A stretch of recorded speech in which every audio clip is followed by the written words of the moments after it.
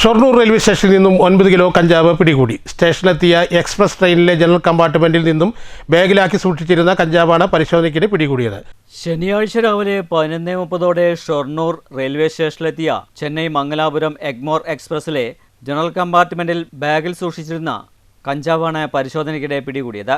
Shoranur railway പോലീസിനും RPFനും ലഭിച്ച രഹസ്യ വിവരത്തിന്റെ അടിസ്ഥാനത്തിലായിരുന്നു പരിശോധന നടത്തിയത്.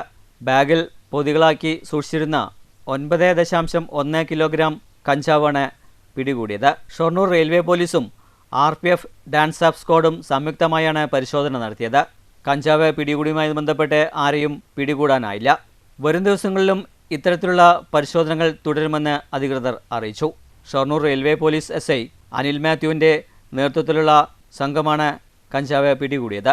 ഇന്ന് നമ്മുടെ ഷൊർണൂർ റെയിൽവേ പോലീസും പാലക്കാട് റെയിൽവേ പോലീസിന്റെ ഡാൻസ് ടീമും RPFന്റെ CIB ടീമും ഇന്റലിജൻസ് വിഭാഗം കൂടി ചേർന്ന് സംയുക്തമായി പരിശോധന നടത്തിയില്ലേ.